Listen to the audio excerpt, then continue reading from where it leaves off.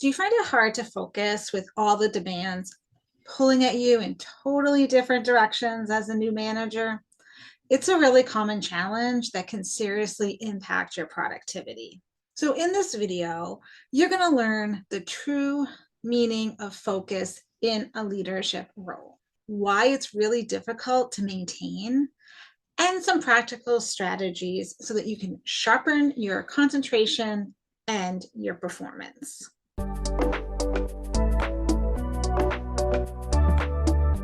And if you're finding that stress and distractions are holding you back, I want to make sure that you download my free training called Mastering Stress: The Secret to Thriving Under Pressure. It's going to be a game changer for you, so make sure you pick it up. The link is in the description below.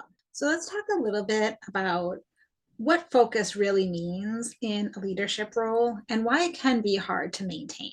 When you go from being a single contributor to a manager, your focus needs to change. It's no longer about just checking off your to-do list. It's about aligning your intentions with the bigger priorities of the team. So you really have to direct your energy with intention, right? Because you're trying to make strategic decisions for the team. You are focused on your team's development and the long-term goals of your team and of the company. And you're doing all of this despite the whirlwind of back-to-back meetings, emails that don't stop, and of course, my favorite, those unexpected fire drills. I always like to tie things back to food. So I think of this concept as thinking about if someone put a whole pie in front of you. Before, in your old role, you were really a slice of that pie. You were focused on one specific aspect and executing on that. Now, as a manager, you're in charge of the entire pie, all of those pieces together. So if you continue doing what you've been doing in the past, you are not setting yourself up for success, because it's going to be too in the weeds and too specific, where now you need to broaden what your focus is and looking at the team as a whole. So besides death and taxes, the other sure thing is distractions. And these distractions are going to negatively impact your productivity and your decision-making ability. We have distractions everywhere. You get those Slack pings, the calendar invites, the tabs that you have open on your computer and in your brain. It never stops. But the problem is that every time we shift focus between those different things, our brain ends up paying a price, because it takes time to reorient ourselves and remind ourselves of what we were doing. And so when we have all of these decisions that we're trying to make at the same time, we end up becoming very rushed and in a reactive state of mind. And when that happens, usually we're not making the best decisions. So multitasking can feel really productive at the time, but it's really a major performance trap. It's misleading because you're busy, so you feel like you're on the right track, but it's not necessarily effective. And here's the other thing about distractions, right? They don't just eat up our time, they really start to eat away at our confidence. Because when your attention is scattered, you're going to start second guessing yourself more. When you start second guessing yourself, you end up feeling overwhelmed, you start to get behind, and then you're constantly in that catch-up mode, which does not feel good and is not a place that you want to find yourself. I could go on this topic, but if you'd like some more time management strategies, make sure you check out the video linked above. So what's your biggest distraction as a manager? Notifications, meetings, that mental clutter, make sure you drop it in the comments below because I really would love to hear how you're handling it.